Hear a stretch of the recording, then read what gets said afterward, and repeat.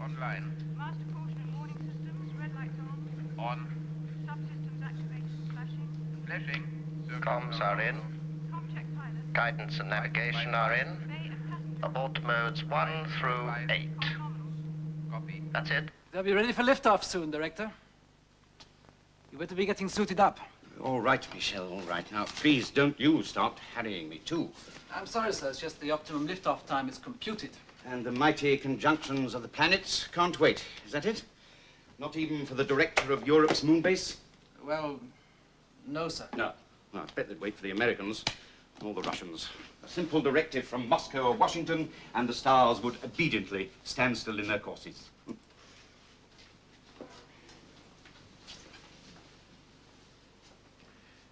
Now, I always hate that walk out to the shuttle. Seems like miles. Do you know what the Russians have got? Director, please. A completely pressurized dome. Marvelous. Climb onto the shuttle in your shirt sleeves, rolls back when you're on board, and whoosh all the way back to Earth. Not even having to stuff your head inside a space helmet. Well, one day, perhaps we, too, will... We, too. Huh. Do you think they'll pay us for luxuries when they're starving us of necessities? You know why I've been sent for, don't you? Just another session with the bureaucrats of the Space Commission about the housekeeping. Do you know what a double bind is, Michelle? Something old Professor Lang used to go on about when he was a lad. A situation where you can't win. I can't produce the results because they won't give me the money, and they won't give me the money because I can't produce the results. Well, there's still a faint chance you might be able to make them see this, Director, but not if you miss the meeting.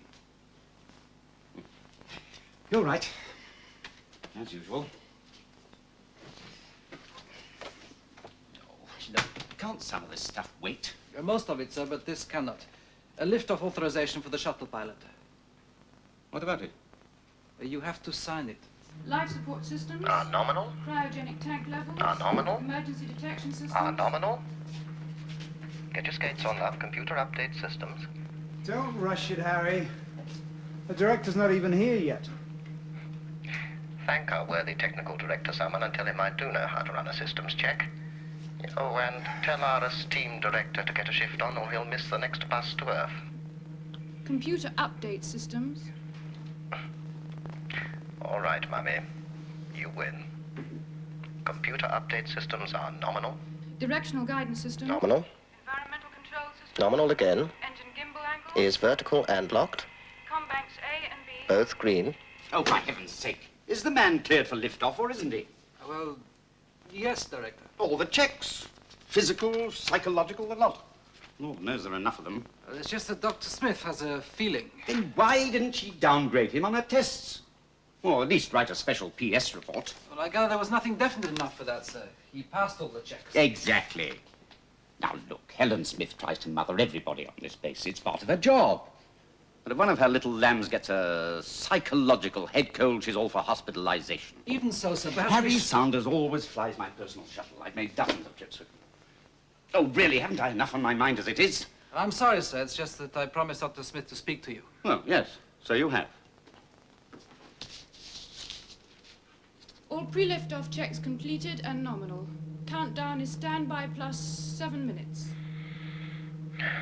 And here am I, waiting at the church. Okay, Harry. The director's suited up and on his way out. About time, too. Well, off I go. Good luck with the commission, sir. Oh, thanks, Michelle. Yeah, I always hate this walk out to the shuttle. It seems like miles. Well, goodbye, Michelle. Professor Laventhal, contact seismology tech as soon as possible, please.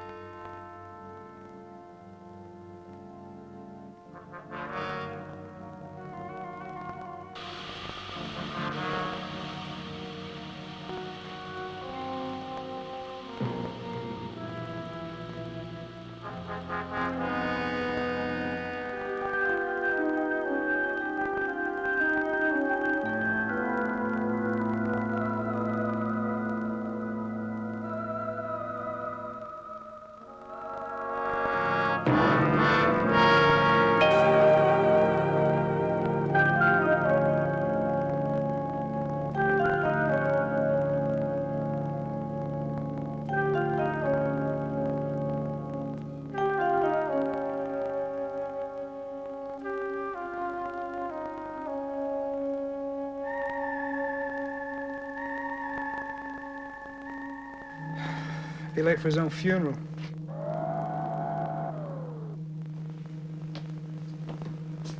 Mild solar flare brewing up, Harry. Now he tells me. Intensity? Well, fairly mild. You might get a bit of a crackle in communication. I admire your confidence. Final countdown will commence when your passenger is on board. Here he comes now. Welcome aboard, sir.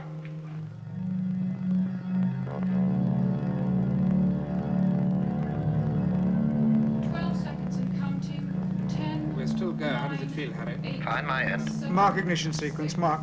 5, 4, ignition, 2, 1, lift off.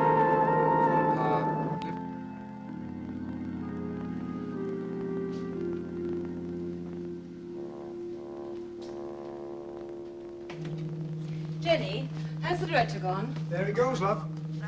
You can speak to him if you like. No need. I just wanted to know how he took it, flying without his pet pilot. How did he take it? Well, he didn't. Harry Sanders is flying that shuttle. Didn't Michelle speak to him? About what? It doesn't matter. How did he, seem? What, the director? Harry Sanders. As usual, number one and knows it. Tense? Well, he rushed his pre-lift-off check a bit. Got a bit cheeky when I told him. And he, Yes.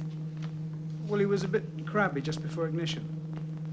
Still, it's hardly surprising, love, considering we kept him waiting in standby for 7 minutes. Yes, of course. Fine. Okay, give me a status report. When you Thanks, get Tom. the transport systems as normal.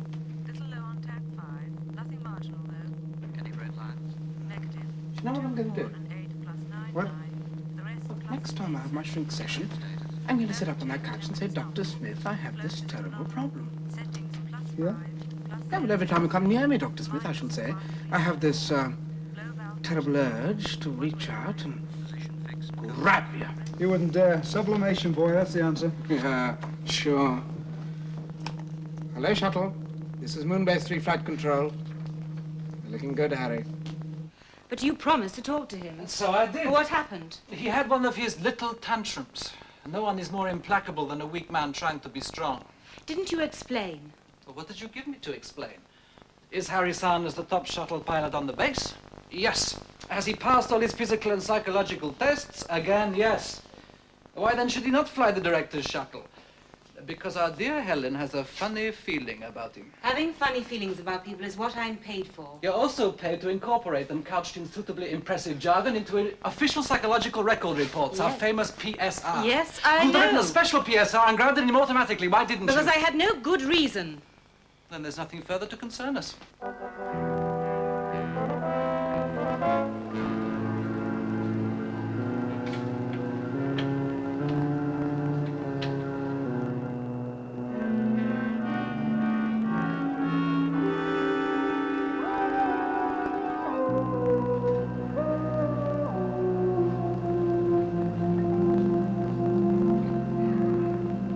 Harry?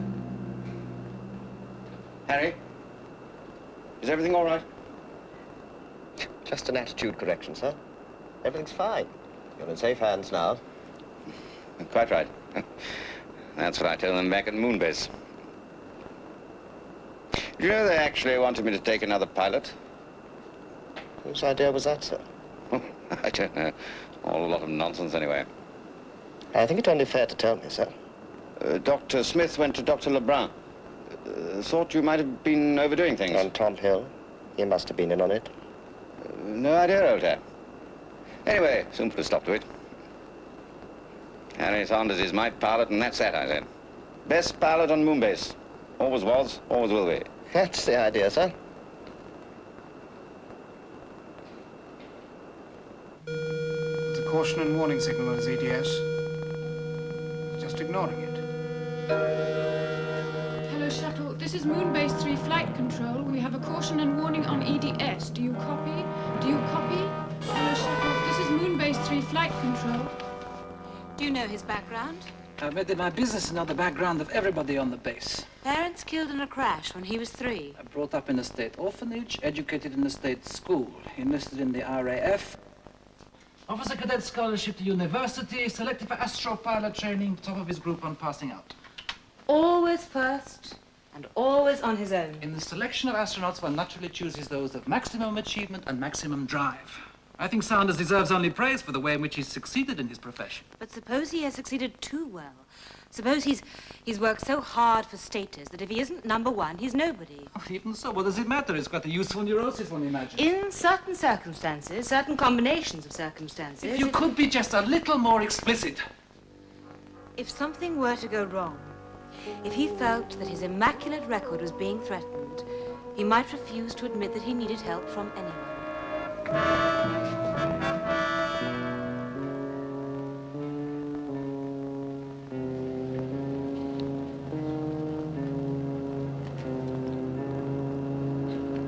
I called, but you didn't answer. Everything all right? Just a few gremlins in the directional guidance system, sir. Soon get it sorted. Surely doesn't the base computer deal with that sort of thing? Look, sir, I'm the pilot. This is my ship. I'll fly her and fix her faults myself. I don't need their help. All right. Sure you know best. I see. So reluctant to stick out your own neck, you endeavored to persuade me to extend mine. Stop trying to be so clever. Can't you realize that an official report from me might have worsened the very condition I was worried about? What's this about Harry Saunders? Is he fit to fly that shuttle, or isn't he? I don't recall an appointment. Well, there's one now, Bicky boy. Well, He was cleared for liftoff through normal channels. so why did you assume he'd been changed? Dr. Smith had some rather vague uncertainties. Well, you should have listened to them. Something's happened. He's got a fairly simple malfunction of his onboard computer. It's feeding him faulty guidance signals. Well, surely all he Yes, has a to do simple is... update of the main computer. You see, we take on his onboard computer, correct it, and update it. Well, why doesn't he do that? I don't know. No, why don't you order him to? I can't. He's cut off all communications.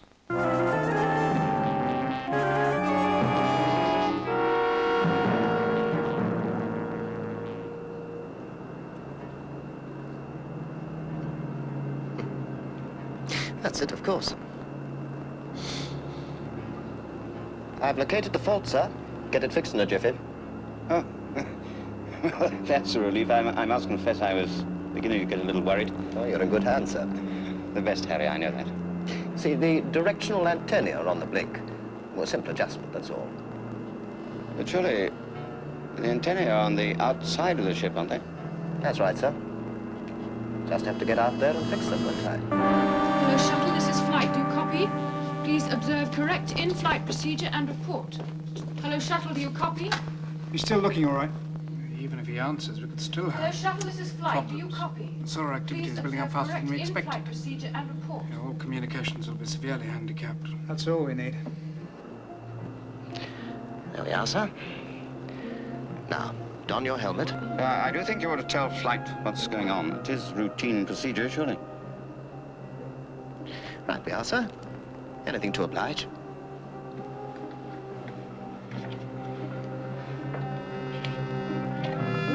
Shuttle pilot to flight, do you copy? Copy here, Harry. We gather you have some kind of a problem. No problem, flight. My directional antennae are out of whack. I'm just going to nip out to adjust them. Shuttle out. Hello, shuttle, this is Michel Lebrun. As acting director, I ought you to return shuttle control to us. We're going to bring you back. You are not repeating... You're wasting your time, Mickey boy.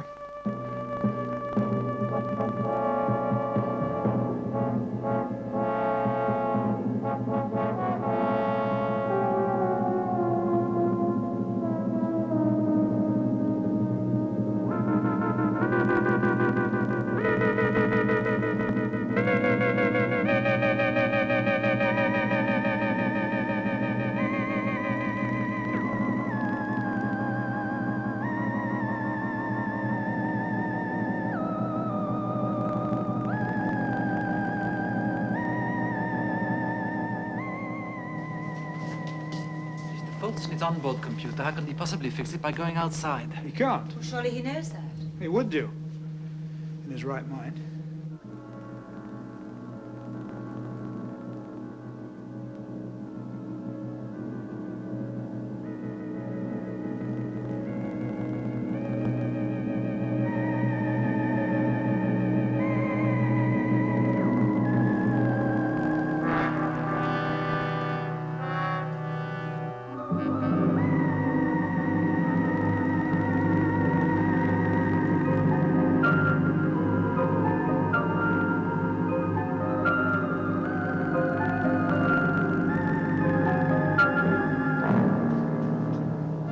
What's his position? Just coming within range of the directional satellite. Well, if he's anywhere near those antennae when they pick up the satellite.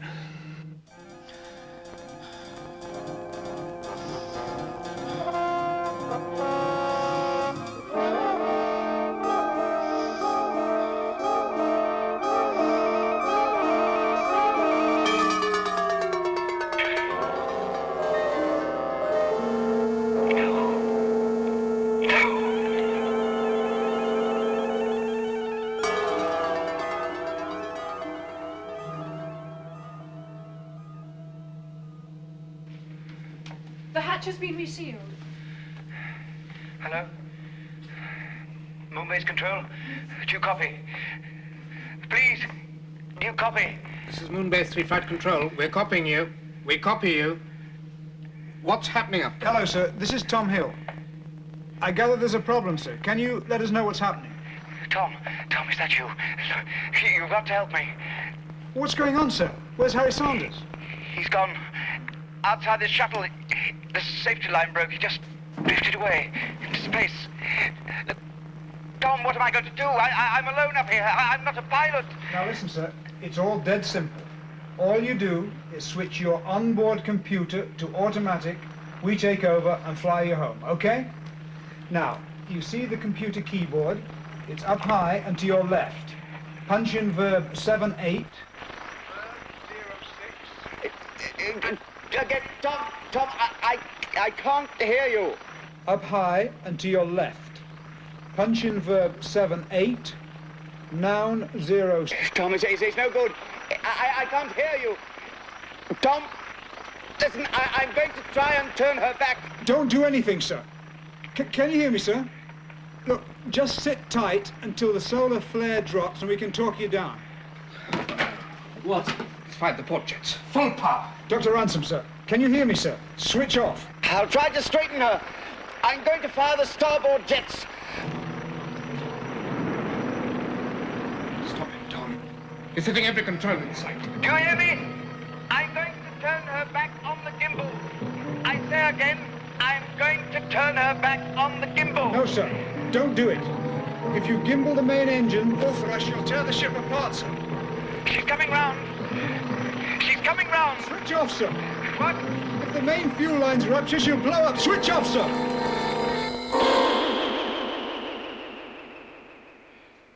Moonbase 3 must be closed down now. The European community can no longer afford this extravagance. The Americans managed to afford Moonbase 1, Russians Moonbase 2, China has Moonbase 4, Brazil has Moonbase 5. This unwanted waste of both money and lives cannot... Including the unfortunate death of Dr. Ransom and his pilot. Moonbase 3 has only seen 5 fatalities in the entire 8 years of its existence. However, this is neither the time nor the place for such a discussion. The Director General is quite right. We have but one item on the agenda. The appointment of a successor to the unfortunate Dr. Ransom. In my view, there is only one candidate. Lebrun must be promoted. I think not, Madame Carnac. Lebrun is too deeply involved in the unhappy state of the base and the death of its former director. A fresh eye, I think, might be advantageous. Perhaps you have someone in mind. Matter of fact, I have. David Calder. Ah, you're a Welsh wizard. I do not know him. Very unusual man, scientist, academic, administrator, all in one. David Calder was lecturer in theoretical physics at Oxford when the Troubles broke out. Troubles? Ooh, the worst we've ever had. A combination of student militancy and reactionary administrators brought the place to a standstill. David Calder took over as Chancellor when nobody else wanted the job, and he had the place running smoothly in less than a year. David Calder is what you might call a militant liberal, passionately committed to the middle of the road. Since the continued existence of Moonbase 3 is in question, should not the new director be appointed on a provisional basis? I think not. We must appoint the best man for the job as it exists now. Perhaps he'll decide for us whether Moonbase 3 is to live or die. I agree. Very well then, I shall put it to the vote. Calder or Lebrun. As you know, I vote for David Calder. Madame Carnac? Lebrun. Dr. Hauser? I abstain. Well then, I shall have to use my casting vote. David Calder will be appointed as director of Moonbase 3. And much as I regret this action, stop. I see, however, no other course open to me. Stop.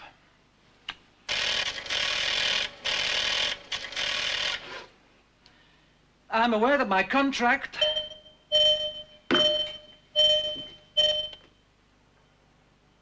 Hope you finished polishing your boots, Mickey boy.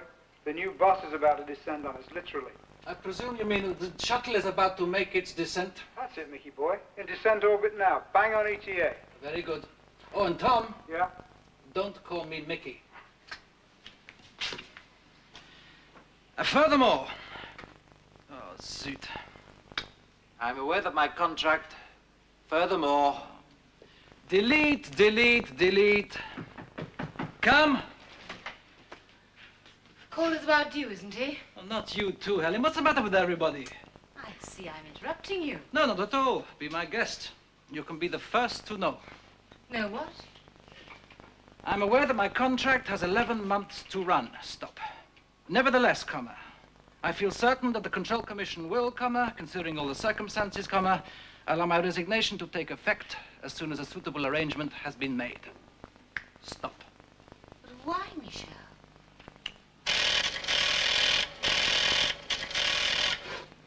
Mark 10 seconds to ignition. Mark 9, 8, 7, 6, 5, 4, 3, 2, 1. Ignition. We're firing Moonbase. Starting descent at 14,000 meters. What do you know about this pilot, Walters? Apparently the new director had him specially assigned. Oh, no, not another one with his pet pilot. No, this is not a sudden decision. I've been thinking about it for a fortnight. Since they said who was taking over. I suppose so. But you don't even know Dr. Calder. I know his background. So? An obscure academic turned civil servant. He's had no training in astronautics. He's never even been involved in any sort of space program. According to the papers, he didn't even want the job. He's done a lot of very good work. Oh, go on, say it. You didn't really think they'd give the job to you. The Control Commission have made it quite clear what they think of me. Very well, I accept that. Oh, really, Michelle? You're reacting like an hysterical schoolgirl. Thank you. I'm always impressed by the precision of your English cliches. They couldn't make you director. You're too young. My age is irrelevant. Can't you realize how they'll take it? Your resignation as an open confession of guilt. 20 meters. 18. 16. Drift to the right a little. Correcting. 10 meters. That's 8. it. That's it, Wally. Bring her down. Final burn. Throttling up now. Look after things, Rao, will you? I've got a date with the reception committee. If the question of guilt should arise, I might not find myself alone in the dock. You know, sometimes, Michelle, you can be thoroughly unpleasant. Oh, it's never nice to hear the truth.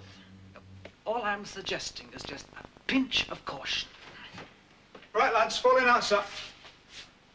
What's up? Michelle's putting in his resignation. Then he's a fool. You too. They'll be looking for somebody's head. Yours is as good as any, I suppose. You don't understand. Oh, yes, I do. Feeling narked, aren't we? Because he didn't make you the boss. No, it is not a matter of my feelings. This place needs pulling together. It needs clear-sighted leadership, a strong man at the top who... I'm right you are. Michelle, please, just let it ride for a few days. Look, if you sign that, you'll be as good as admitting that Ransom's death was your fault. You see? Nonsense. And that means the fault of Moonbase 3. The fault of all those who run the place, including Helen and me, to name but a few. If the cap fits... Now, look, we're only hanging onto the moon by an eyebrow. Do you really think we'll survive a scandal like that? Moonbase 3 will be done for. And you'll be the man who ended it. Come!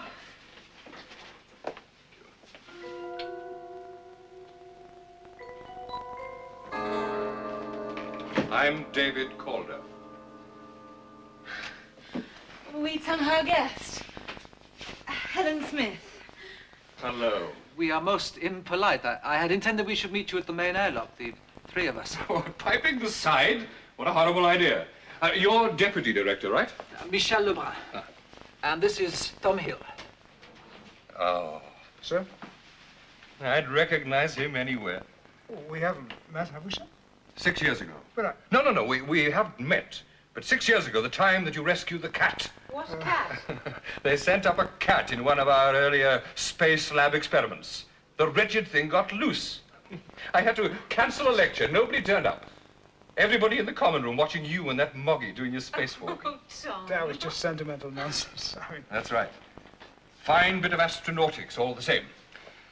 Now then, this my office? Yes, your office. Would you care for a drink, Director? Oh, I'd love one. But let's have a bit of a look round first, shall we? Come and show me. Oh, nearly forgot. Put you out of your misery. All that speculation on the telly and so on. There is going to be an accident inquiry. We expected it. Yes. Not to worry, though. I'm it. No outsiders, see? Professor Labenthal is carrying out an extensive program of seismological research. Already we're getting the most interesting results. In the Marifigoros area, for instance. Per. I do not wish to trouble the director until I have more definite conclusions. Good, good. I shall look forward to hearing them.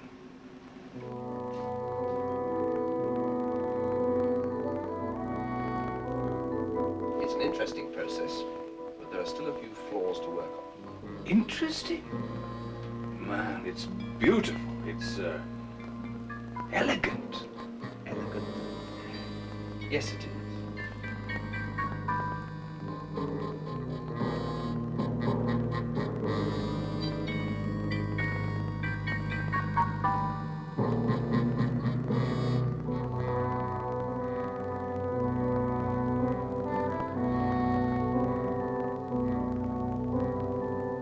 Could be anything out here.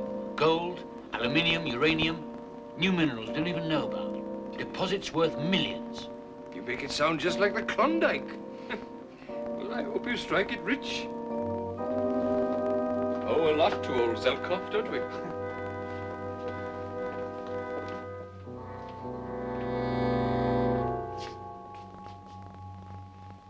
failure? 7 o'clock. Huh? Is that something I missed in my homework? No, sir, it's now our official night period. Huh? Come 7 o'clock tomorrow morning, surprise, surprise, it's dawn. The lights come up again, you see. And they put on a tape of a cock-a-doodle-doo, you know, just to rub it in. Really? No, no, not really. Oh. It just seemed an obvious step to take. There are enough biological stresses up here without asking the organism to change to an entirely new rhythm. Now we can still talk about day and night. It helps. Of course. Dr. Smith was the first to suggest it. Now the other bases have taken up the idea. Well done. 1 up for Moonbase 3. All the same, one still finds research workers working during the night and sleeping during the day. If the work goes well, you understand. Just like home. It makes base routine very difficult to run. Untidy things, people. Thank God. I've tried to introduce new regulations, but they've just been ignored. Lebrun? There is a message for Dr. Calder. Is he with you? Yes. Is it from Earth? No, sir, from Moonbase 1. Commander Jackson would like you to call him. Oh, the Yanks. Great. We'll contact you from from the director's office. Right. See you for dinner, then. About 8? I'll try not to be late. Royal command, it would seem.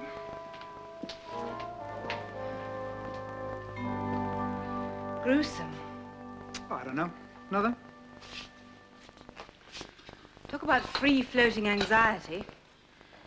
The whole time I was just waiting for the axe to fall. Weren't we all, love? No, our Joe's in a sunny mood.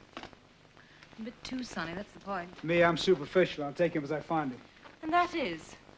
Well, he's just a big old teddy bear with a taste for being the boss. Just got to feed him the right buttons. Well, just be careful you don't lose a finger or two, that's all. I shall want to see the reports of every member of staff on duty that day, together with their personal files. Well, the files you can punch up on the screen here whenever you wish. Oh, well. That's fine. I'll play with that later. Now then, about this call. Oh, there you are, Dr. Lebrun. I'll get the call back for you. You'll find a copy of my report to the Control Commission in front of you. I think you'll find it covers the ground. Exhaustively. I spent a large part of the last 3 days reading it. Still, justice must be seen to be done. Lovely, that. Rolls off the tongue. Putting you through now. David, you old taffy son of a gun, good to see you. Why, Bill Jackson, you haven't changed a bit. You're as big a liar as ever. Anyway, welcome to Moonside. Thank you. The reports will be on your desk first thing in the morning. Fine, great. Hey, when can you make it over for a meal and we can talk over old times? Well, Bill, you know I've only just arrived. But I promise you, the very first chance I get, I'll be over. Oh, and Bill, listen. I've got some messages from your family.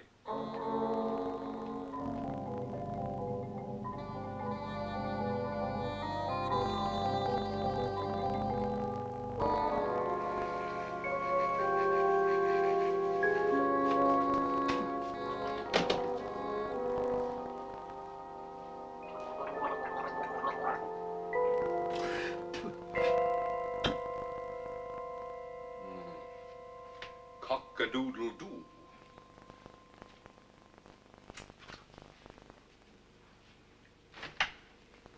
Who's that? Sorry, sir, I thought you'd still be in bed. Well, on a lovely morning like this? The reports. All right. Sleep well? Yes, thank you.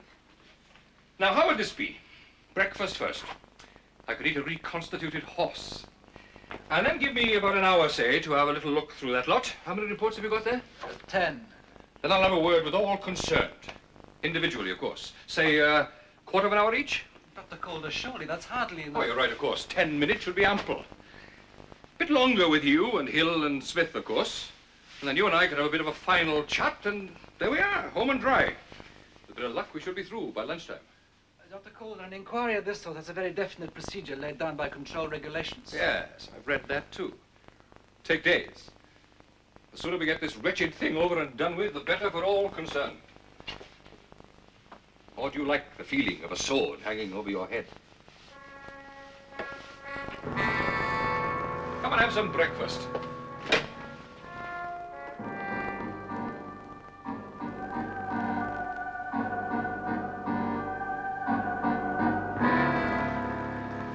On this file, I have your signature. And it says that you've noticed nothing unusual about the pilot before liftoff. That's right. Are you sure? Yes. So he was quite calm, relaxed, in control of himself? Well, now, that's a different matter. Oh? Well, I mean, Harry was always a bit edgy before liftoff. Could afford to be, I suppose. Bit of a prima donna, so you understand. I see. But not more so on this occasion. I didn't think so at the time. Come in. Oh, I'm sorry, sir. Michel Lebrun said to come along. No, quite right. Don't go. We've just finished. Thank you. Afraid I haven't been much help, sir.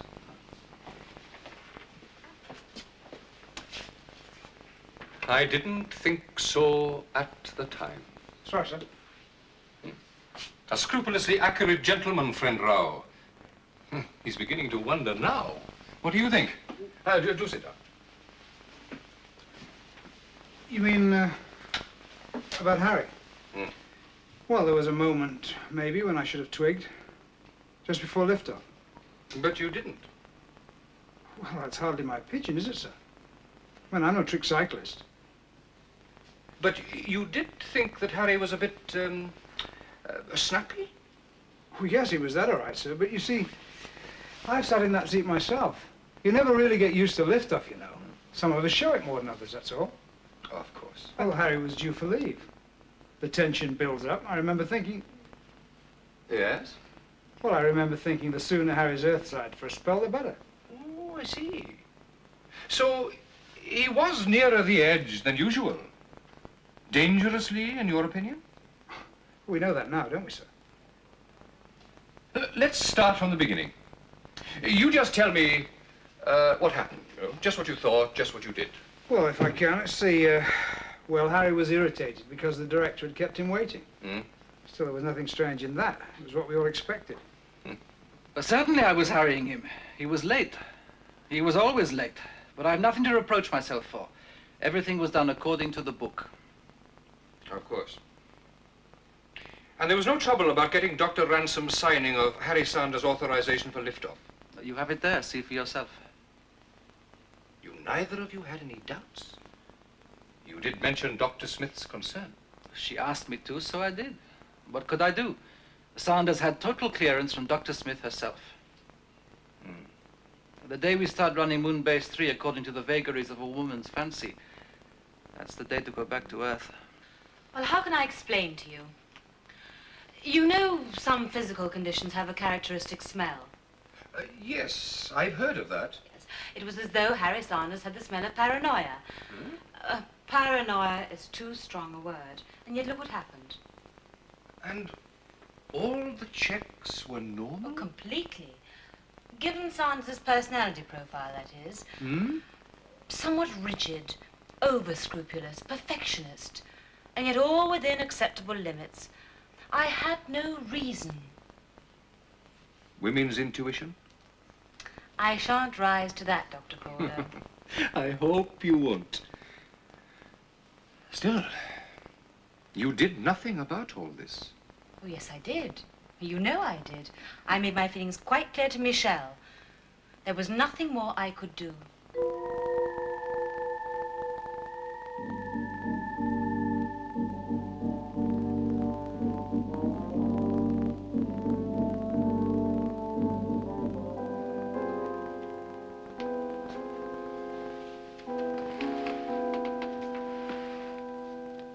Having considered all the circumstances. Stop. However, comma, it should be made plain that,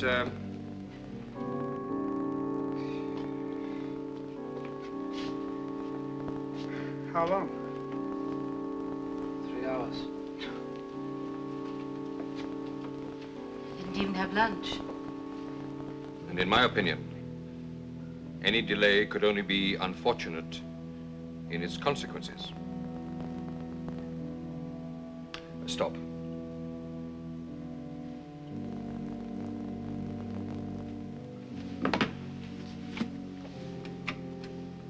Director? Get me a call to Commander Jackson at Base 1. And ask Walters to come and see me, please.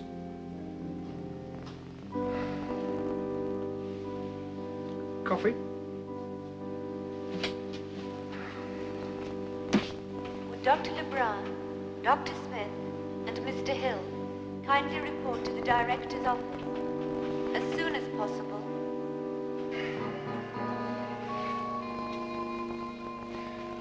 Oh, I should perhaps explain that I'm not here as a judge or jury,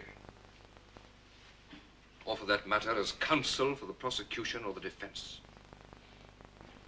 Now, you will understand if I say that my function is more that of an examining magistrate. I have to discover the facts and report whether or not I find a prima facie case for further action. And do you? On the basis of this evidence, all three of you bear responsibility for the deaths of Dr. Ransom and Harry Sanders. Mr. Hill, as an astronaut himself, was perhaps in a better position than any of you to know what the pilot was going through. He realized that Sanders needed a rest, and yet he did nothing. Because, and I quote, "That sort of thing is hardly my pigeon, is it? I'm no trick cyclist." That's not fair, sir. You're quoting out of context. Dr. Smith, however, is a psychiatrist, and Harry Sanders was very much her pigeon. Her intuition told her that he shouldn't fly the shuttle. Yet she somehow managed to evade her responsibility and pass on the decision to Dr. Lebrun. And what should I have done? You could have grounded him officially. And what sort of a career would he have had with a negative PSR in his record? I did what I could. I told Dr. Lebrun. And my conscience is clear. Dr. Smith knew the proper procedure quite well. Everything was correct. Correct. So correct that you let Dr. Ransom sign his own death warrant. Can't any of you understand what I'm trying to say? The people on this base have put their lives into your hands. Nothing less than total concern will do.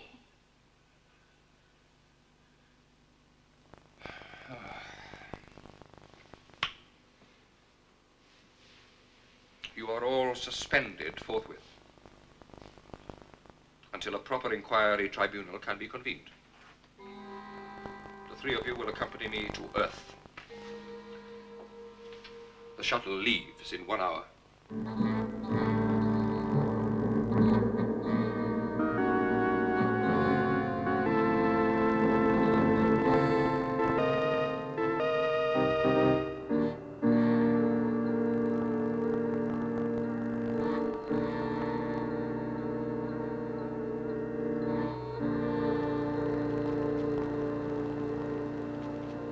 Well, be nice to see the old Earth again anyway.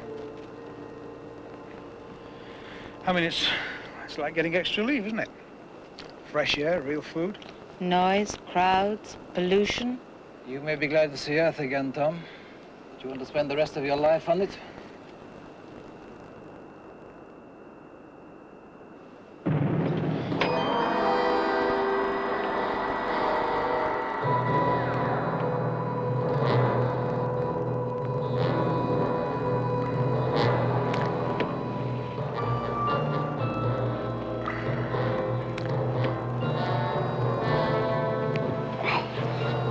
What the devil was that? Flight controls cut out. We've lost communication.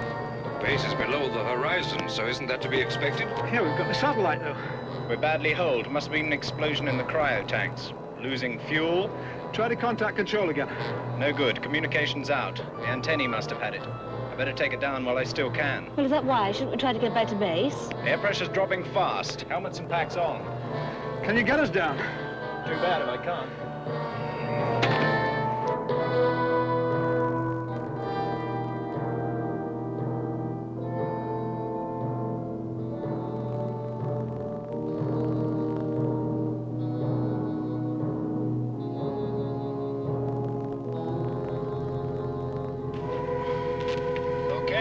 Everybody? Now what? We wait to be rescued, I suppose. We can't stay here. These transit suits have only got half an hour's supply of oxygen. Where are we? The navigator's packed up, I'm afraid, but this line's our descent trajectory. My guess is we're somewhere between here and here.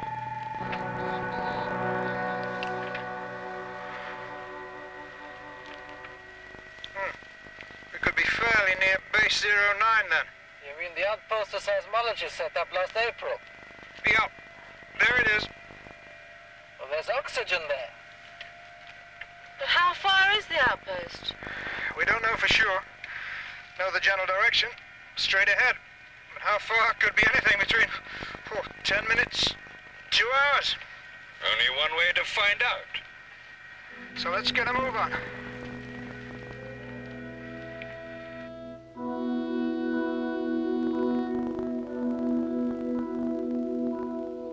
How about you?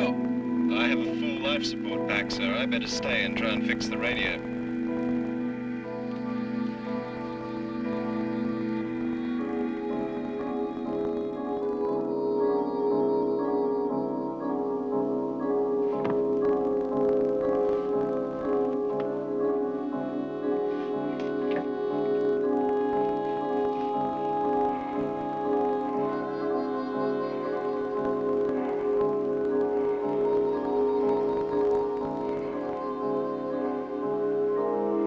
I'll check the hull for damage. There's no time for that. Tom's right.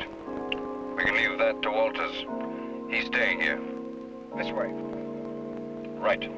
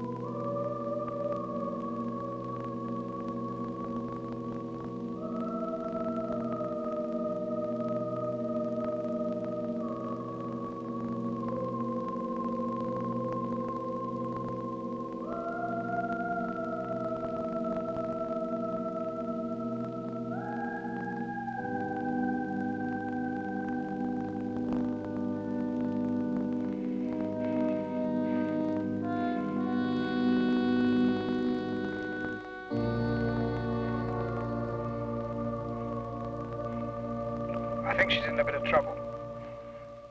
Are you all right, Dr. Smith? Can you just give me a few seconds? I'm fine. I'm fine. Look, let's just try and get to the top of that ridge over there, right? We might be able to see the outpost from up there. And if we don't? Shut up. Thanks, Tom. But I've got the message. All right. Let's go and have a look.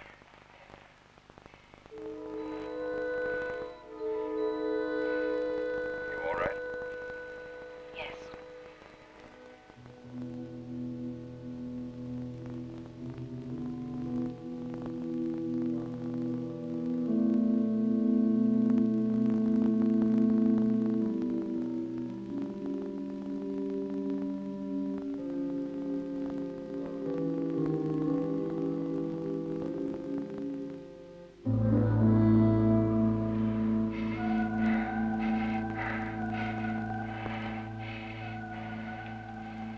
So in 5 minutes we'll all be dead.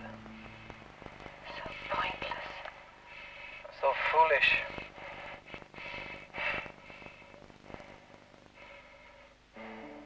Wait. Can you feel a sort of vibration?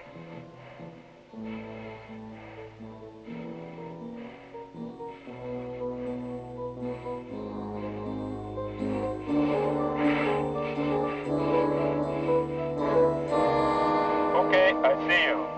That's you, Dr. Calder?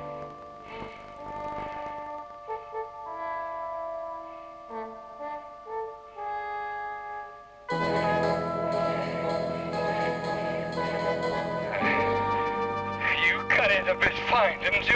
Sorry there, David. Cut myself lost back there. You sure you're in the right rendezvous? Nonsense. I didn't ask you to do anything more than you did in your basic lunar training. Only difference was that you thought it was real. Why? I wanted you to know for yourselves. Really know what we're up against. Out there is a remorseless, implacable enemy. The most hostile environment man has ever met. Now, we must fight it together. Do you know? Up here on the moon, it is literally true. We must love one another or die. And to hell with the letter of the law. Like to hear the end of my report? We have already done so. Not this version. And so I find that no one at Moonbase 3, other than Sanders himself, was directly to blame for the accident. I therefore suggest no further action be taken. Thanks. All right, then. That's that. Now, supposing we all get back to work.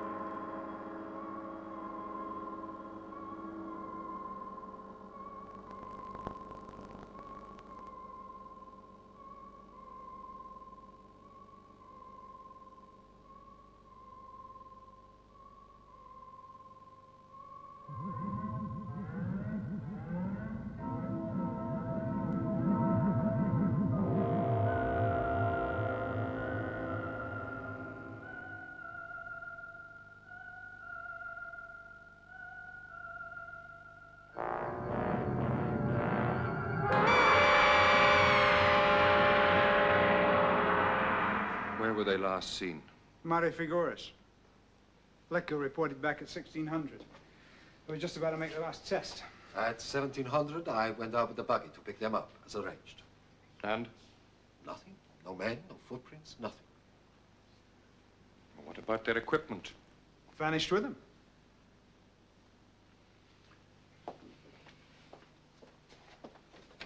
Calder, Yes, sir. get me a call to Commander Jackson at Base 1. Priority. Yes, sir. What can have happened? I don't know. Well? I do not like that place, the Mare Frigoris. There is something, a feeling of being watched. We mounted a search. Full emergency procedure. So far, nothing. A million things can go wrong out there. He only needs one. A remorseless, implacable enemy. Is it possible that they ran into a team from another base? Saw something that was meant to be secret? Someone's got them locked up. Keep them quiet. Well, it is possible, surely, Tom. I'll check, but I doubt it. I mean, we're the only base working in the Mare Frigoris area. Commander Jackson for you, sir. Put him through. David, something I can do for you? Bill, 2 of my people have gone missing in the Mare Frigoris area. No trace. Hey, that's bad. How long have they been missing? Oh, Just over 8 hours. That gives them oxygen for 2 more hours, right? 2 hours at the most. we're searching the area ourselves, but in case they've wandered your way. I'll get my boys answered. I would appreciate it, Bill. My pleasure. Call it the minute I get news, huh? Thank you, Bill. What do you reckon, Tom? Well, it's no good kidding ourselves. If our lads don't find them within the next 2 hours, they've had it. Bill Jackson's team? Oh, it'll take the Americans over an hour to get anywhere near there. Right, Guido? Right. Well, then, we're doing all we can, aren't we? He cannot do this. He cannot. Freddie has, old chum. Same for all of us. It is not the same. Your work does not include the Mare Frigoris area. I didn't know yours did. There have been developments. It is essential that I make a thorough survey of the area at once. And therefore, the Mare Frigoris area will remain out of bounds for all personnel until further notice. David Calder, Director. We shall see. Steve, Short fuse, old Heinz. do you think you'll get anywhere? Oh, not a hope. If it's been the late lamented Ransom, maybe. This old teddy bear's got an iron fall. Anyway, Pear, while I'm here, you know that peculiar quartz I dug up on my last survey? Well, I've been doing some tests. With the greatest respect, Director, I question your decision. Well, that's your privilege, Heinz. But the answer's still no. But why? The men are missing. We must presume they are dead. Most regrettable. But still, work must go on. We haven't even found their bodies yet. I fail to see And even if we do, I shall still want to know why and how they died before I authorize further work in Mare Frigoris. You are causing delay to valuable and urgent research. Oh, my dear Heinz, if you would only tell me more precisely why it is so urgent. No. I'm sorry. It would be premature at this time. Then I'm sorry too, Professor. But I cannot permit further risk to the lives of Moonbase personnel. I ask for no help. Am I not to be permitted to risk my own life in the cause of science? No. We don't want to lose you, Heinz. You're far too valuable. Director? So, I calculate that the possible fuel potential could be as... Obdurate fool.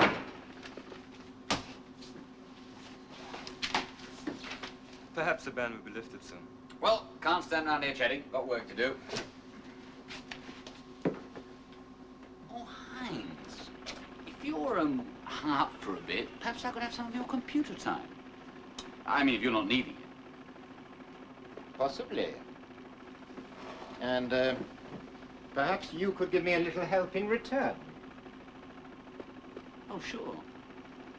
Anything you want, you know that. I'll walk to your laboratory with you. Fine. See you, Pet.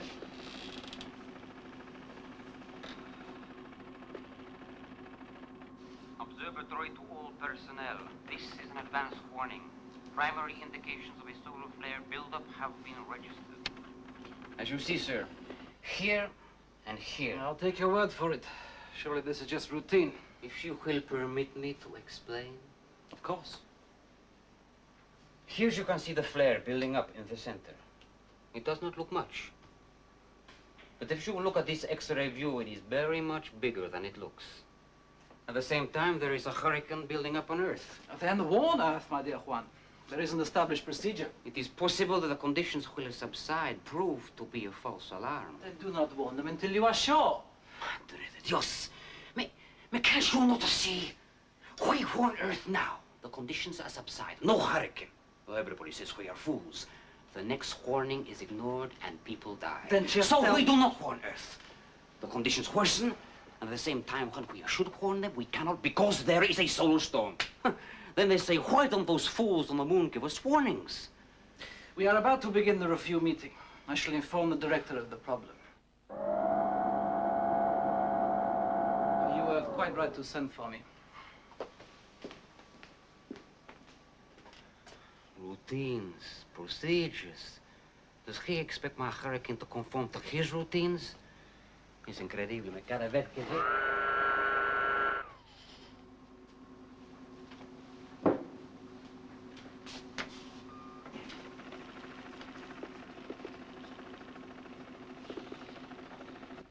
And frankly, Director, I find the workings of his mind as incomprehensible as his accent. Oh, perhaps we have to forget that the study of weather is as much an art as a science. Surely one's entitled to some temperament, or don't you agree? All he has to do is to follow the warning procedure. It's just routine. The whole base would come to a shuddering halt if we all worked to rule. I mean, routine should be flexible, surely. I suggest your attitude might change when you've been here a little longer. Well, maybe you're right. Well, I'll see Juan after the meeting. As you wish, Director. I'd like you to come with me.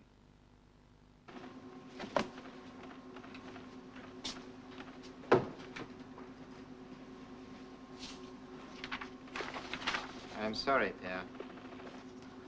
I realize that you wish to keep your current work confidential. It is just that my research is suddenly very delicate. I must be sure, or else I'll make a complete fool of myself. Costa? And wait. Perhaps it is right that I should tell you a little, very little, about my discoveries. Sit down, Pierre.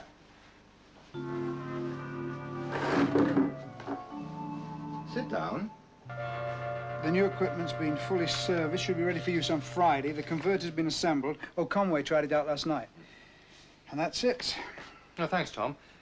Helen. 1 or 2 cases of lunar stress, all they need is a month at home. Don't we all?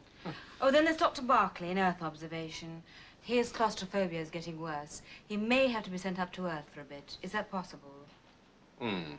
Juan Benavente can cope for a while. He's a good chap, even if he is excitable. Anything else? Yes. I'm worried about Heinz Laubenthal. Huh? Well, on his last testing session, his personality profile showed a considerable stress peak. That one's down to me, I'm afraid. He wants to work in Mare Frigoris, and I won't let him. There's quite a bit of speculation going around as to the disappearance of Zeman and Lecoy. Oh, that's naturally. Surely we're a relatively small community. There seems to be a feeling that something odd, unexplained, happened in Mare Frigoris.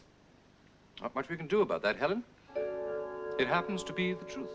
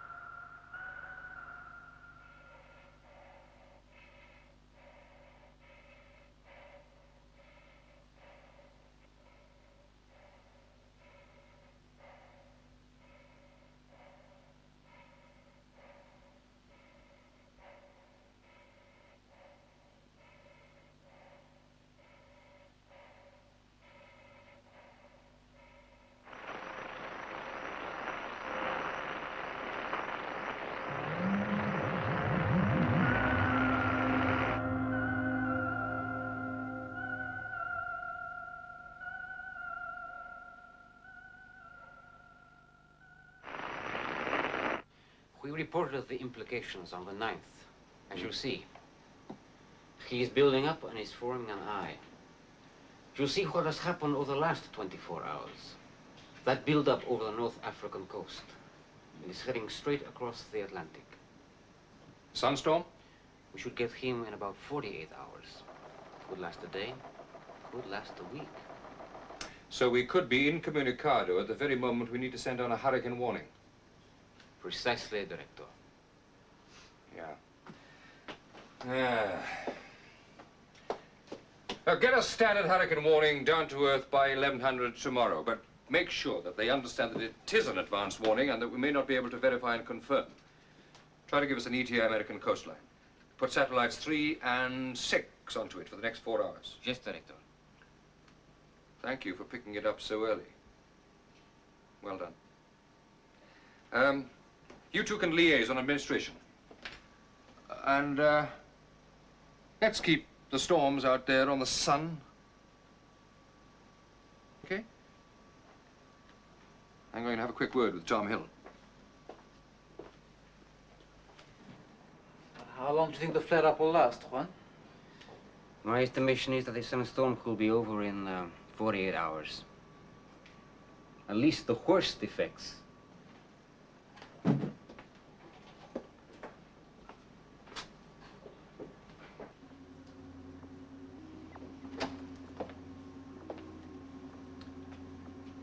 Tom?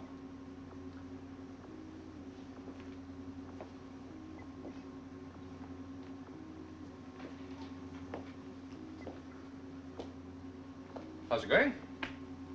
All ticking over, Director. Must we be so ruddy formal? The name is David. Dave, if you like, although I've never much cared for it. You're the boss. You call me Tom, that's your privilege. I call you Director.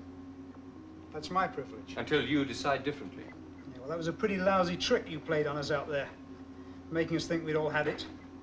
You all needed a bit of a shaking up, didn't you? Well, if it's any consolation, it's my turn now. Damn it, I came up here to fill dead men's shoes in the first place. Now there are 2 more pairs. And what am I director of, a Moonbase or a mortuary? We've searched, the Americans have searched. What else can we do? Well, just accept it? Write them off like a pair of faulty transistors? Yeah, I think we should. Look, everybody on this base takes a big risk just being here. For all we know, Lecco and Zeman just ran out of luck. What about my restriction on Mare Frigoris?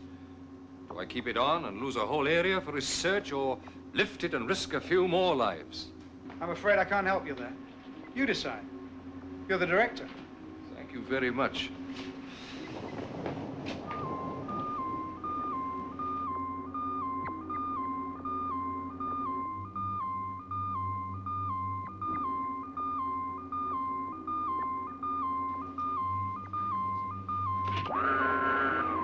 Seismology lab.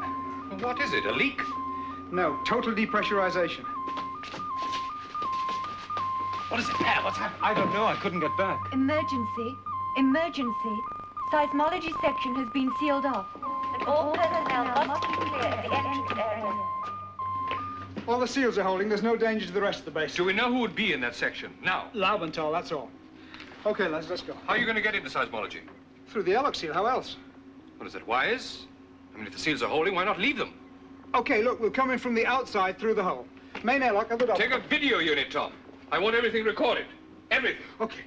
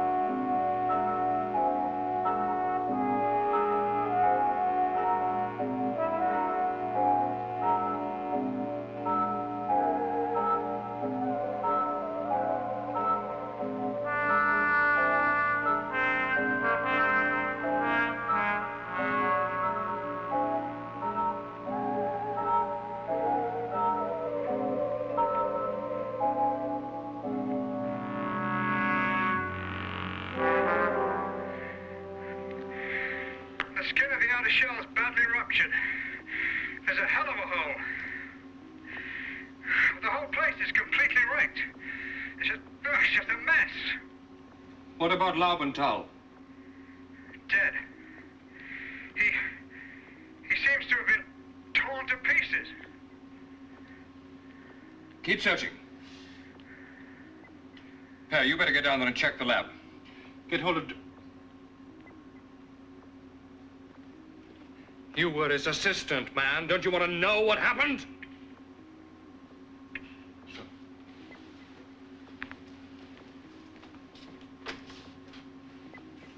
I think you better send somebody with him. I'll go. Helen, get hold of Dr. Robertson. I'll want a full autopsy report on Laubenthal immediately. Right.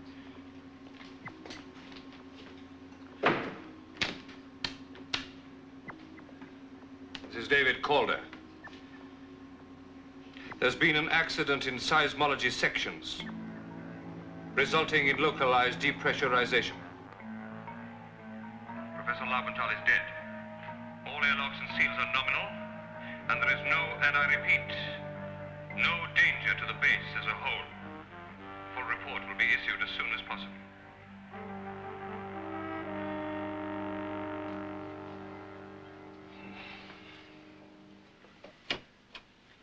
Right.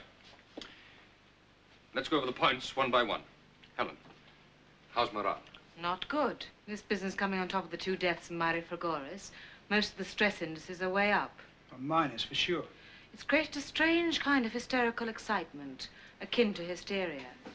I'd be more than happy to see a rational explanation found as soon as possible. Me too. Tom. Repairs to the lab are well underway. How much do we know now about what happened in there? Very little. You've seen for yourself.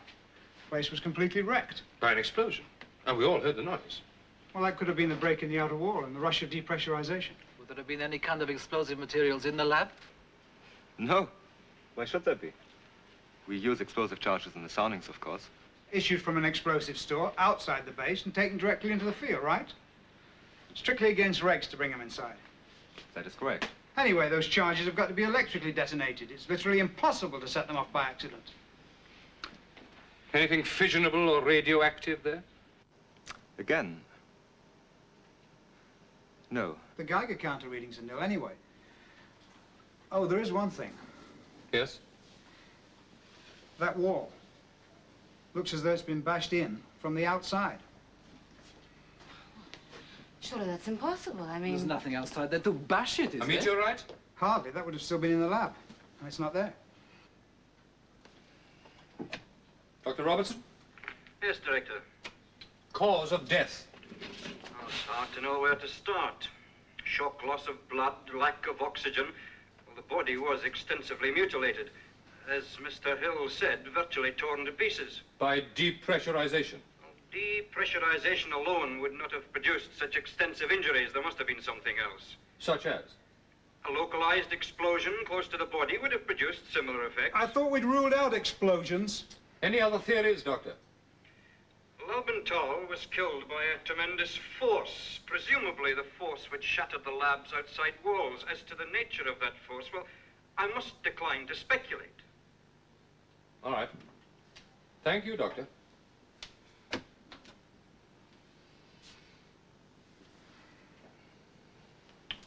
Here. What exactly was Laubenthal working on? I mean, since he had to abandon his Mare Frigoris experiments. I'm afraid, Director, he did not abandon them. Disobeyed my directive? He was working in the area just before he died. You knew this? You knew and you didn't inform me? Professor Laubenthal was my immediate superior. I felt it was a matter of loyalty. Your loyalty is due to the base, to all of us. All right, Pear. What exactly was Laubenthal doing in Mare Frigoris? He was taking soundings, small epicentral readings, short focus charges at subsurface depths. Well, why were these tests so urgent? Why did he disobey the director's orders? Professor Laubenthal never fully confided in anyone. He told me one thing only. Let's have it. He believed that his latest findings related to the possibility of life on the moon.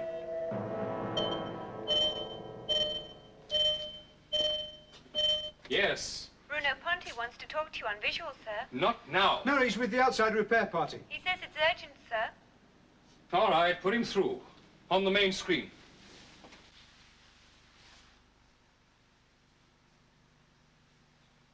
Excuse me, sir. We're repairing the outside skin on the seismology lab. And? Outside the rent, there's a peculiar mark on the ground. What sort of a mark? Well, it looks like a sort of track. We'll give you a look at it.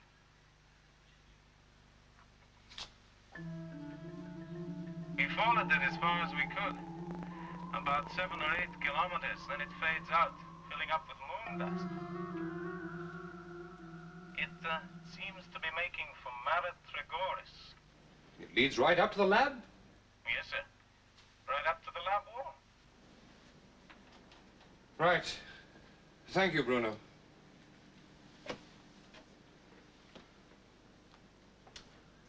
Well then. How do we explain that away? One common factor runs through the whole thing. Which is? Mare Frigoris. Look, 2 men are working that area. They disappear.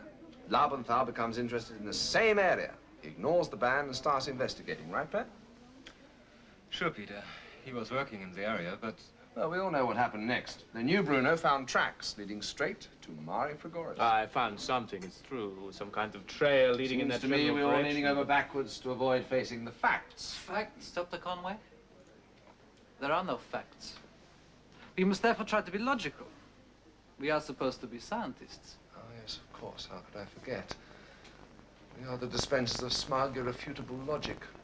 Answers for everything in the universe, all neatly docketed and catalogued. Well, that, after all, is why we are here, to find answers. Right, Michel.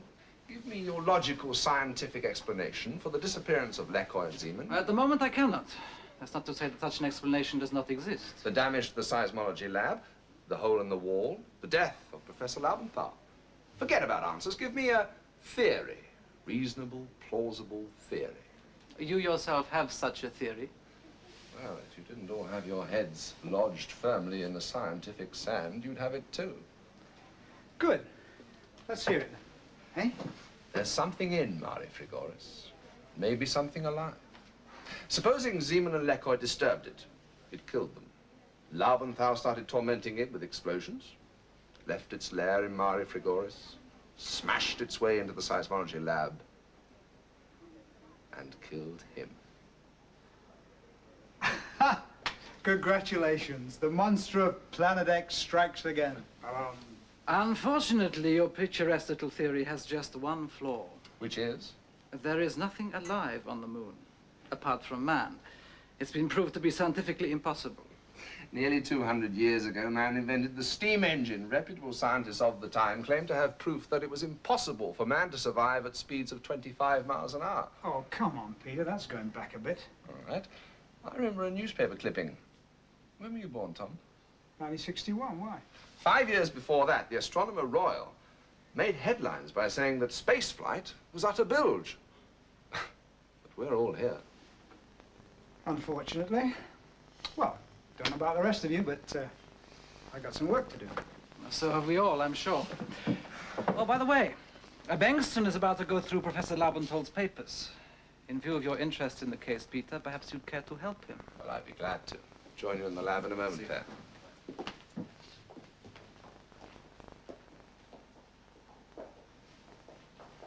Well, how about some more coffee? How about that then? Lunar monsters. They're no damn monsters, Guido. Conway doesn't think so either. He was just pulling LeBrun's leg. You saw the lab, Tom. And Lobenthal. And I found that track. Oh, it's some kind of freak effect. And suppose he's right. Suppose there really is something, huh? One for the lady, and one for the gent. You know, I could almost swear you're enjoying all this. Suppose I am, in a way. Something mysterious, strange. Something in this damned mechanistic universe that we've created that we don't understand. You don't really believe there's something alive. Maybe. Why not? Are we sure we'll recognize life when we see it? The thing is, Peter, you enjoy this sort of speculation. You even need it. But for some of the others, you're simply spreading fear. Something coming out of the cold, black, empty dark to shatter the warmth and comfort of our cozy little Moonbase.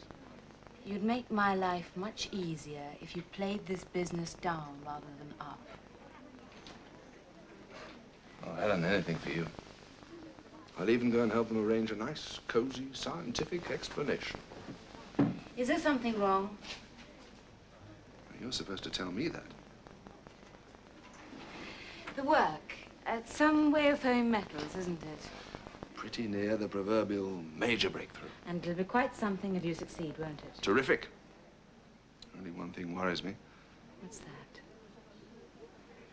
Why the hell do I bother? See you.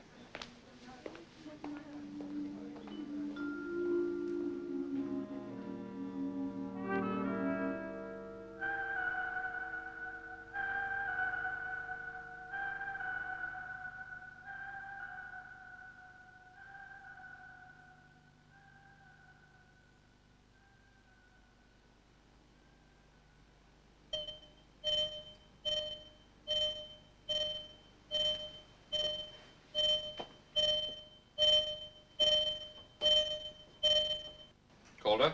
I have a call for you, Director. General Cheng from Moonbase 4. Oh, thank you. Put him through. General Chang. This is a great pleasure, sir. General Calder. No, not General. Just Doctor, I'm afraid. Dr. Calder. Malicious rumors have been spreading amongst the personnel at our base. Have they now? Oh, I'm sorry to hear that. These rumors concern some mythical monster in the Mare Frigoris area. Oh, I see. I am reliably informed that these rumors originate at your base. We cannot tolerate a propaganda offensive of this nature. Oh, wait a minute now, General. I mean, there's no question of propaganda. As you say, there have been rumors. I should regret having to make an official complaint to your assembly. Wrong, do you understand? Totally, completely wrong. You have completely botched up the entire correlation. So there are stupid stories of Moonmaster, eh? Well, here, we ignore them. You have endangered the reputation of this department and the lives of the people back on Earth. Out of my sight.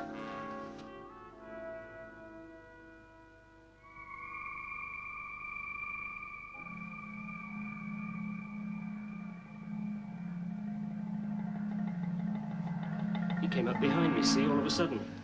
Grabbed my shoulder. I suppose I was edgy. I mean, we all are, these monster stories. I just lashed out. Yeah, fractured his airline, you stupid... I got him in as soon as I realized. All right, that'll do. Get him to the sick bay.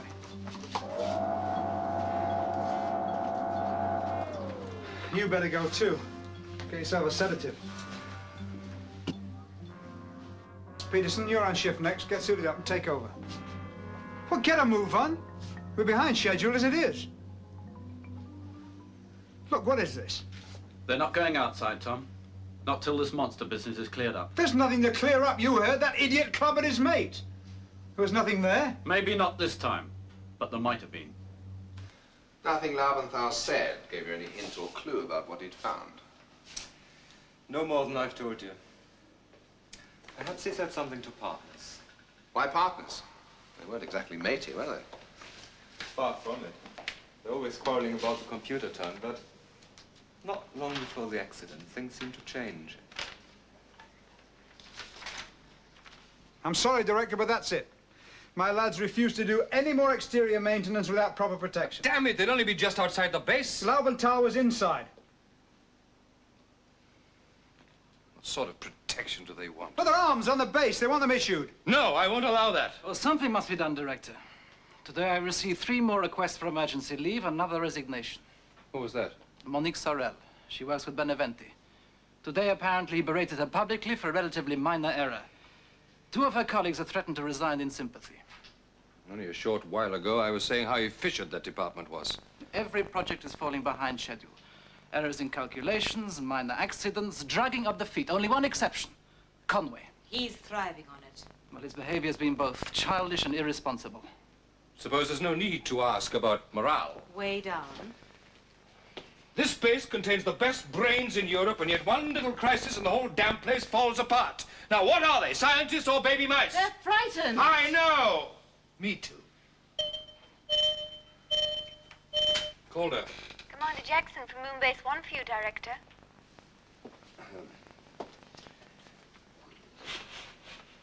Put him through. Hello, Bill. David, this is a little sensitive. You alone? Well, apart from my departmental heads, but if it's confidential, they can... No, maybe it's better if they ain't on it. We've got some pretty funny rumors going around over here. You have? We've heard you've been having some problems. You know, guys gossip over the intercom. Look, have you heard any kind of a story about a lunar monster? Yeah, I've heard. It's hitting morale pretty hard. Some of the boys are getting kind of spooky, you know, and, well, I just wondered. No need to worry, Bill. We had a couple of freak accidents caused a lot of silly talk. I'm having a report put out. I'll shoot you over a copy. Yep, sure, I guess that was it. Thanks, David. Sorry I'm cutting on your meeting, huh? Okay.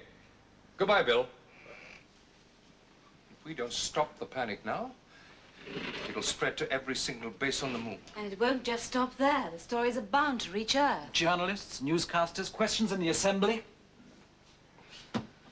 I'm mounting a full-scale search of Mare Frigoris. Who's taking it out? I am. And you're coming with me. Michelle, you'll be in charge of the base. Weapons? Not carried. In the buggies. Right. I'll take the first party due west across the crater. Yeah. Tom, your team will go north, round the crater, by Barrow. Now, Michelle, if anything should go wrong, you're to put the whole base on red alert, right? Very well. Now, in that event, you will make a top priority call to Earth. You will not send out another party without direct instructions. Just call a meeting of all Moonbase directors and give them whatever information you have. That's quite a hot seat you're leaving for me. Try it for size.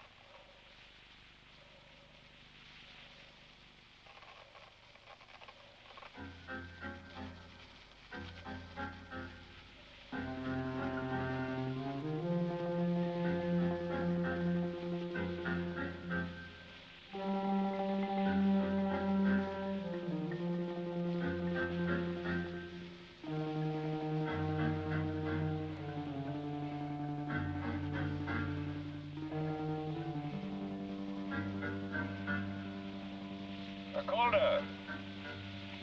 You there, Michelle? Go ahead, sir. We're just ready to leave. Have Pinkston and Conway come up with anything yet? Not so far. If there's anything significant, I'll keep you informed. Good luck.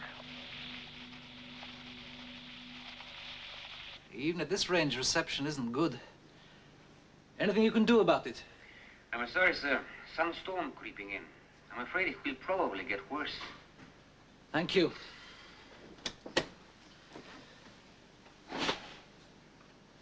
So, now we wait.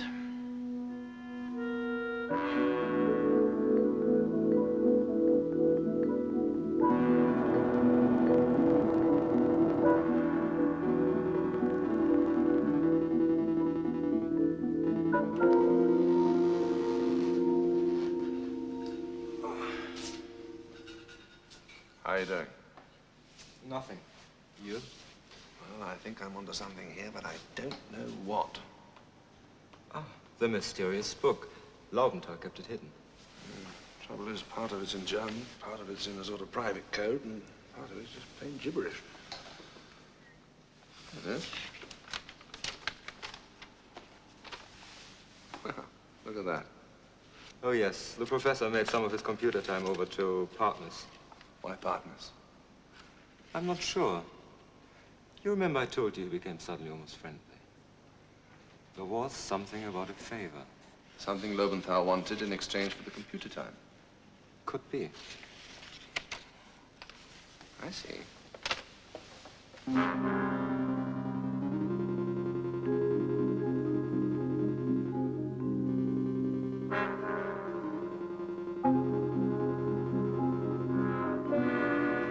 50 years ago this week was the announcement of that lightweight nuclear warhead. The United States was well and truly back in the space race. The Soviet Union, however, still had a commanding lead.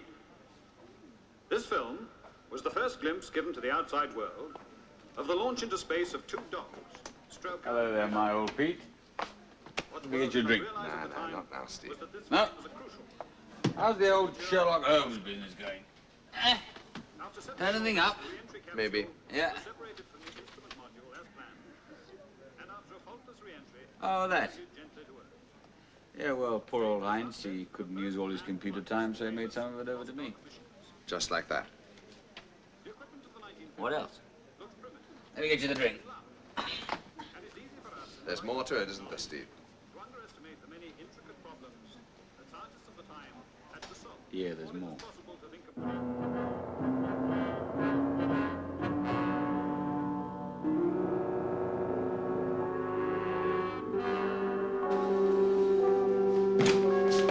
Hey, Peter, what happened? You found the answer. Part of it. Only part of it, Claire. I'm pretty tired. I think I'll go for a bite. Fine. Fine. I'll come back later.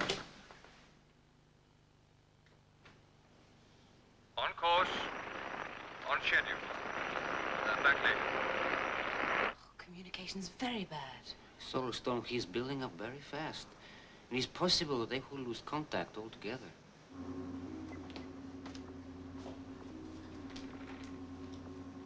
Are you tracking them? They will arrive at Mare Frigoris very soon. Yeah, I know what's happened. So where are the readings for the moment exactly before the disaster? They could still be in the instrument. It was too heavy to move.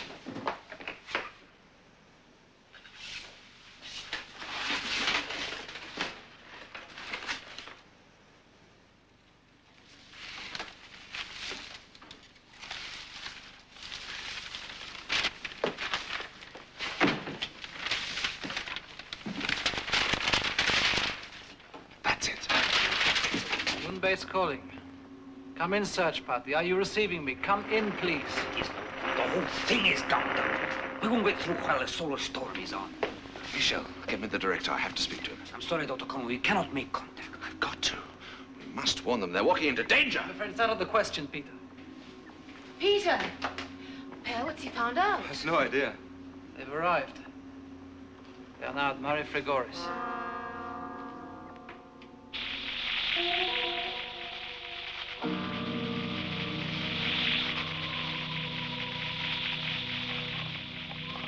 Tom?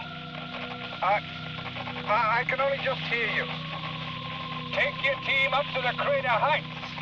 There may be something to be seen from there. We are going down into the crater. Okay. Oh. What the hell are we supposed to be looking for? Get on with it.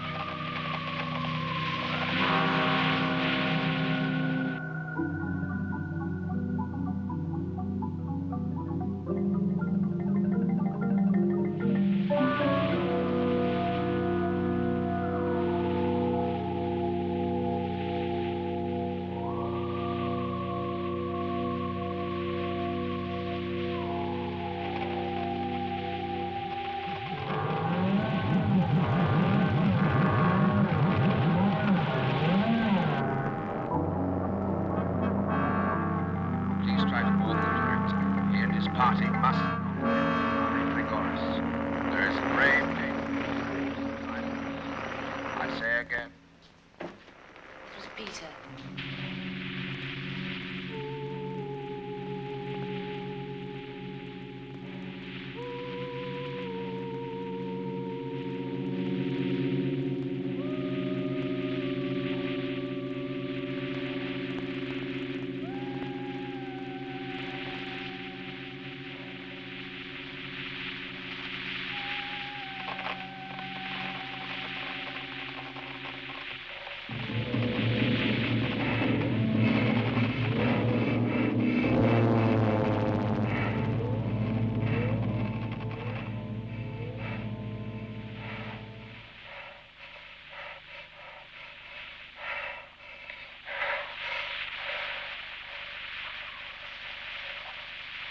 Quick! Out!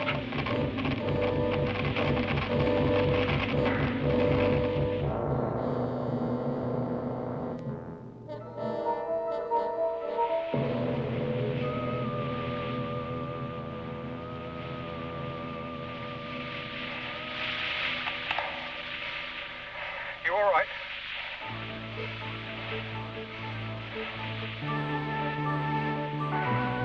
Hardly the time for guests.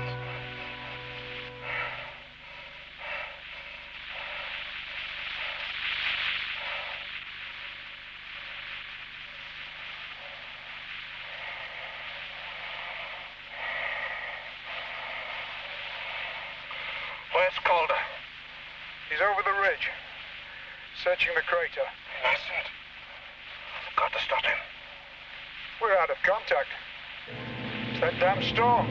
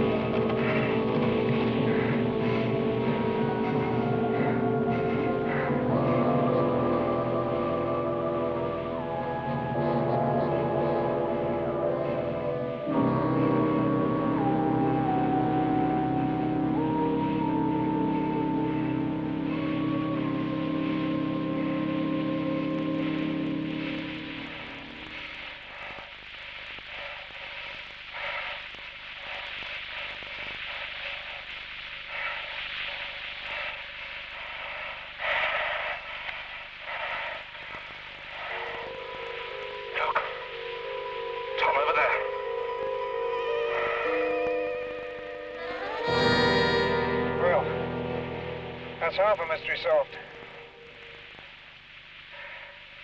David? David? I know what's happening. I know what's going on. He can't hear you. His intercom's out.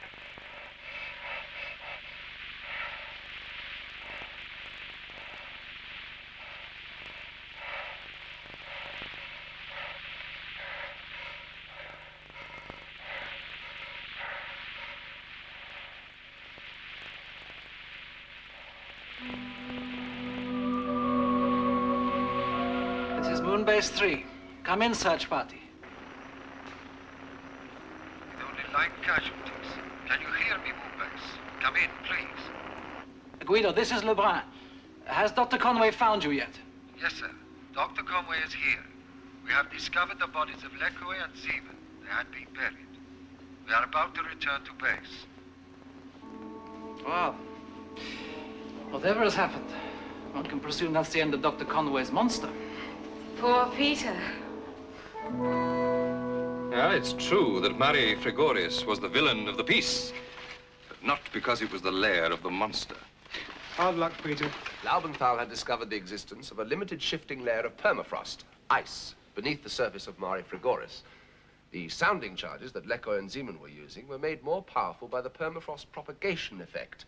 Shock waves caused the subsidence, which led to their deaths.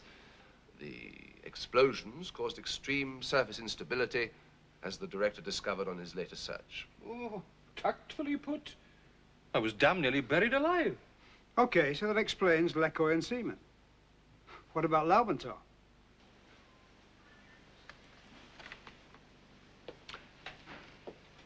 Dr. Partness? Laubenthal realized that the size of his charges made taking soundings in the Mare Frigoris dangerous, but he was determined to go on. He wanted to find out the full extent of the permafrost layer. He even asked me to make up some charges for him, something with a smaller, more localized effect. And that's what you did? Yes. I rigged up some detonators for him from those little capsules of hypergolic fuel. As you know, they explode on contact. I warned him to be careful. We can't be sure exactly what happened, but we do know that Laubenthal used some of Partness's charges successfully. He must have been in the process of preparing a second batch when a mild tremor was recorded on his own seismograph. We all assumed that the explosions caused the tremor. In fact, it was the other way around. Poor Hines simply blew himself up. Okay, Director. Had your pound of flesh? You may leave now if you wish, Dr. Partness.